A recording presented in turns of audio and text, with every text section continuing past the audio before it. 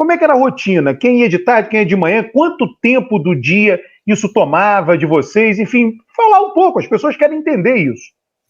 Deixa eu começar a fazer um esclarecimento. Já o Rocha fala, até o final de 2019, porque até 2018, quando teve a eleição, nós ficávamos 3 horas, 2, 3 horas ou mais, lá de manhã e de tarde.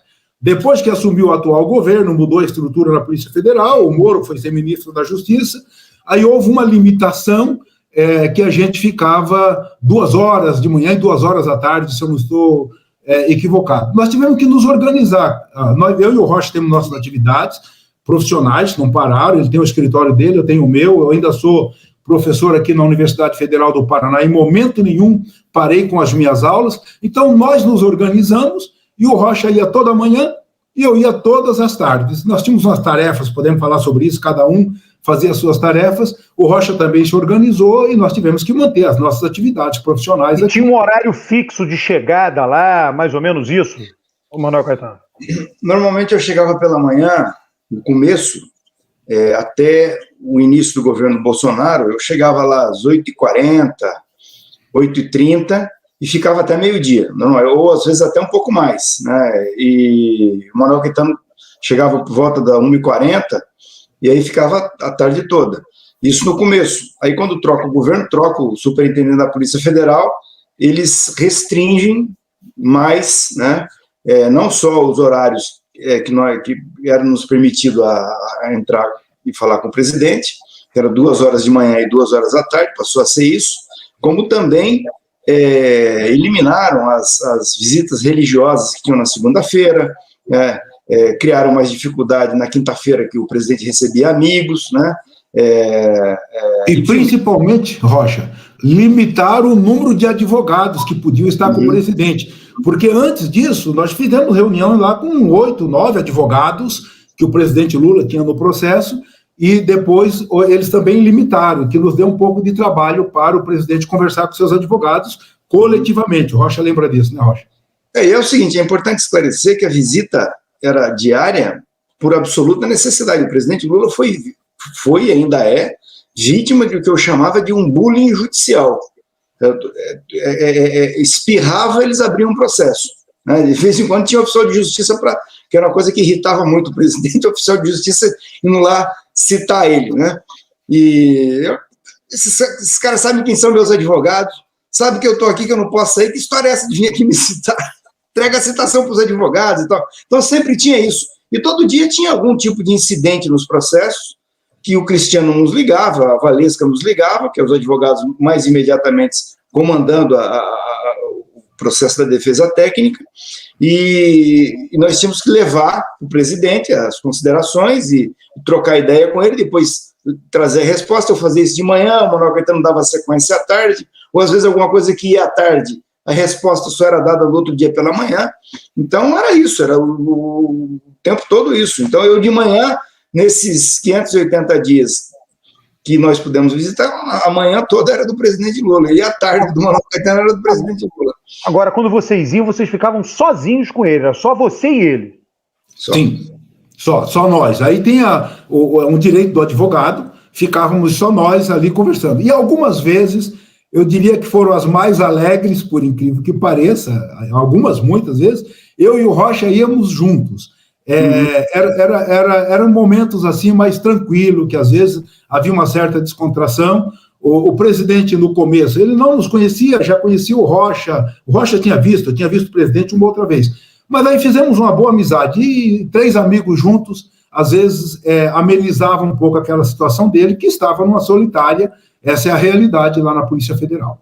Quando tinha assim, um período de mais tensão, né, que a gente percebia que ele estava... Ou seja, o presidente Lula, eu costumo dizer que o lado depressivo dele morreu no parto. É uma coisa impressionante, né?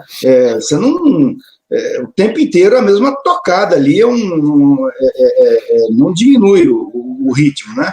Agora... Rocha, peraí, deixa eu só... Você falou, o lado dele depressivo morreu no parto. No período, aí vale Rocha, Manuel Caetano, no período da prisão, vocês não viram ele depressivo por conta da prisão? Não, o que o presidente Lula tinha era raiva. E aí é o seguinte, foi interessante que alguém mandou para ele um livro do filho do Gandhi, que o título do livro é A Raiva, um livro grosso, assim. Ele leu o livro. Ele falou assim, estou lendo esse livro para tentar aprender a controlar a minha raiva. Então é o seguinte, ele não tinha ódio, que é uma coisa diferente de raiva, né? Raiva dá e passa. Então, às vezes, ele estava um pouco com mais raiva, assim, aí eu combinava com o Manuel Caetano sugeria, ou eu sugeria, vamos lá os dois, que nós ficávamos lá, ou à tarde ou de manhã, batendo papo, conversando e dando uma descontraída, né? Porque ele também, ele tem uma característica, Alberto, ele olha para você, quando ele te conhece, e aí ele vai conversando com você, e ele vai percebendo algumas coisas, entendeu? Ele te põe um apelido, se você não tomar cuidado. Ele te põe um apelido. Ele começa a ver se você tem algum tique, alguma coisa. E aí ele começa a explorar isso, né? Qual foi o apelido que ele te deu? Não, apelido não chegou a acontecer. Mas aí é o seguinte, eu ia de manhã e ele começava a falar, o Manuel Caetano ontem esteve aqui comigo e tal, não sei o quê, e tal, mas ele falou tal coisa de você. Ele tentava testar a gente, Alberto. Ele fez. O Rocha falou isso, o Manuel falou aquilo. Era muito interessante. Ele ia fazendo uma intriga, entendeu? Olha, ele falou isso, falou, não, isso não pode ser e tal. Aí, agora, só assim, uma coisa assim, pra gente, antes de avançar, assim, como era o local que ele estava? Como era fisicamente o local? O tamanho, a coisa, como é que era a janela? Como é que era isso? As pessoas não sabem, ninguém sabe disso. Eu já vou falar, mas só completar o seguinte, na tua pergunta anterior, o presidente nunca abaixou a cabeça, ele nunca desanimou, a Polícia Federal, o Ministério Público e a magistratura da Lava Jato, ele sabia fazer a distinção. Então ele não só nunca abaixou a cabeça, como ele sempre teve a altivez de enfrentar todo esse pessoal. E ali é o seguinte, Alberto, o elevador da Polícia Federal ia até o terceiro andar, nós lembramos bem disso, né, Rocha? No primeiro andar a gente parava para fazer uma revista, tinha ali a situação, no terceiro andar o elevador parava, a gente subia para o quarto andar, em 2 lances de escada, e chegava em frente à sala onde ficava o presidente Lula. Ali na frente da porta ficavam 24 horas por dia 2 seguranças, e ele ficava numa sala que era um retângulo, você entrava, era um retângulo, digamos, ao lado mais comprido para o fundo, e esse retângulo tinha a cama dele, a mesa, uma mesa para reunião, que a gente reuniu às vezes 8, 9 pessoas, tinha lá 5 cadeiras, e era esta situação que ele tinha. O Rocha pode complementar. Aos poucos, nós fomos naquilo que era muito, melhorando digamos assim, o conforto dele, a situação dele ali. A polícia autorizava uma sanduicheira para ele poder fazer sanduíche. O Rocha acabou trocando uma TV que ele tinha e que ele precisava de comunicação. Ele recebia um volume grande, nós podemos falar sobre isso depois, de informação todos os dias. Era essa, digamos assim, uma sala, talvez o que, Rocha? Nós chegamos a medir, sei lá, 6, 7 metros por 3. Assim, é um quarto de um apartamento, de um hotel de 2 estrelas, 1 estrela. Era isso, bem simples. Era um lugar onde os agentes da polícia dormiam ali. E aí eles transformaram aquilo na cela dele. Foi permitido uma televisão, não permitiram um freezer, né, uma geladeirinha, e permitiram a esteira para ele se exercitar. Aí mandaram para lá uma esteira que não tinha a menor condição, né? A esteira andava de lado quando ele corria. A gente tomando todo o cuidado do mundo, porque é o seguinte, nós sabíamos que estávamos ali, certo? Com profissionais, né? Os agentes, o chefe lá que cuidava era extremamente profissional, o Chastalo, e no começo o Paulão, a primeira parte toda ficou o Paulão, muito profissionais, mas nós sabíamos também que nós tínhamos muita hostilidade ali dentro, né? Tinha muito agente bolsonarista, olhando com lupa o nosso comportamento para nos tentar pegar ali, a gente tentando fazer alguma coisa que fosse fora do regramento, né? Então nós trocamos a televisão que tinha lá, que era a televisão dos agentes, a televisãozinha de cubo, né? por uma televisão pequena também, mas com entrada de USB. Aliás, é muito engraçado, porque o presidente começou a operar a televisão e ele, assim, entendeu que a televisão demorou um pouco, mas era um dá licença, presidente, me dá o controle, sai, você não entende nada, deixa que eu faço isso. Aí até ele conseguiu operar aquelas entradas USB, que foi muito engraçado aquele período.